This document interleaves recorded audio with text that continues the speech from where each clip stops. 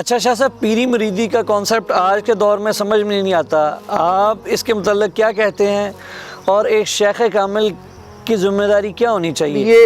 یہ جو مشکل ہو رہی ہے اس کی وجہ یہ ہے کہ آج کے جو پیران اعظام ہیں ان کے معاملات کیا ہیں؟ استغفر اللہ، کتے رکھے ہوئے ہیں، شیر رکھے ہوئے ہیں، یعنی کہ جن جانوروں کا حلال ہی ثابت نہیں ہے، رکھنا ممنوع ہے، وہ انہوں نے گھروں میں رکھے ہوئے ہیں، اور گھوڑوں کی ریسیں ہو رہی ہیں، یہ ہو رہا ہے، وہ ہو رہا ہے۔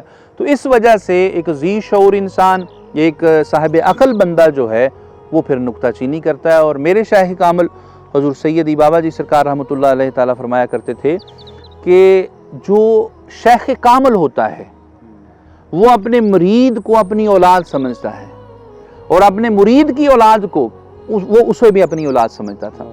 اور بابا جی سرکار فرماتے ہیں شیخ کامل کی یہ علامت ہے کہ اس کی نظر اپنے مرید کے باطنی اور جسمانی تمام معاملات کی طرف ہونی چاہیے۔ اس کو کس جگہ کس چیز کی ضرورت ہے، اگر اسے تربیت کی ضرورت ہے تو اسے تربیت دے، اگر اسے کسی فائنینشلی سپورٹ کی ضرورت ہے تو بابا جی سرکار فرمایا کرتے تھے کہ شیخ کامل کا حق بنتا ہے کہ وہ اپنے مرید کی فائنینشلی سپورٹ بھی کریں۔ لیکن وسیم بھائی ہو کیا رہا ہے؟ ہو اس کے برعکس رہا ہے۔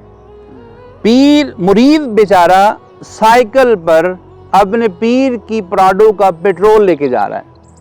ہو یہ رہا ہے، ہونا تو یہ چاہیے تھا کہ پیر جو ہے صاحب مسند ہے، وہ اپنے جتنے بھی مریدین ہیں اگر کوئی فائنینشلی کمزور ہے تو اس کی سپورٹ کرے، لیکن ہو یہ رہا ہے کہ پیر صاحبان نذرانے لے رہے ہیں اور اس کے عوض دے کیا رہے ہیں؟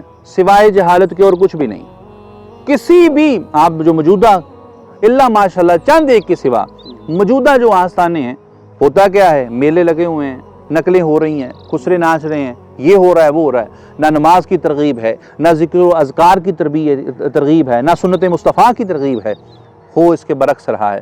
اور مجھے وہ حضرت اقبال رحمۃ اللہ تعالیٰ علیہ کا وہ واقعہ یاد آ گیا کہ آپ ایک پیر صاحب کے پاس، اس طرح کے پیر صاحب کے پاس بیٹھے تھے، کوئی دوستانہ ہوگا، تو ان پیر صاحب کے پاس ان کا ایک مرید آیا اور آ کے اس نے عرض کی کہ حضور بیٹی کی شادی کی ہے اور اس وجہ سے میں ایک 100 روپے کا مقروض ہو گیا ہوں۔ چونکہ اس وقت ایک 100 روپے کی بڑی قیمت تھی، میں ایک 100 روپے کا مقروض ہو گیا ہوں، تو دعا فرمائیں کہ اللہ پاک میرا قرض اتار دے۔ یہ کہنا تھا، اس نے اجازت لی، جانا چاہا تو اس نے 5 روپے نذرانہ اپنے پیر کی بارگاہ میں پیش کیے۔ ادھر حضرت اقبال رحمۃ اللہ تعالیٰ علیہ تشریف فرما تھے۔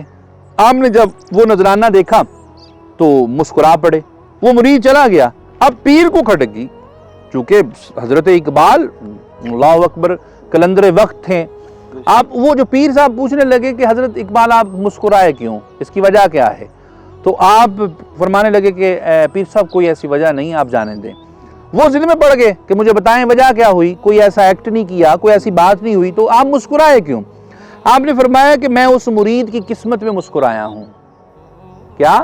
اس مرید کی میں قسمت میں مسکرا رہا ہوں کہ جب اپنے پیر کی زیارت نہیں کی تھی تو ایک 100 روپے کا مقروض تھا، جب پیر کی زیارت کر لی ہے تو 105 روپے کا مقروض ہو گیا۔ آج ہو یہ رہا ہے کہ مرید بیچارہ تنگ دستی کی عالم میں اپنے آستانے پہ جاتا ہے کہ میں وہاں پر کچھ جا کے عرض کروں، مجھے وہاں سے کچھ عطا ہو اس کے برعکس رہا ہے۔ وہ جب جاتا ہے وہ 1000 روپے کا، 1,00,000 روپے کا مقروض ہوتا ہے، وہاں سے آتا ہے تو 1,10,000 کا مقروض ہو جاتا ہے۔